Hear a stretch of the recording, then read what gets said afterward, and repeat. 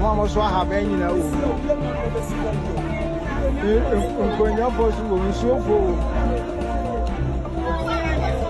And I'm at rest for you.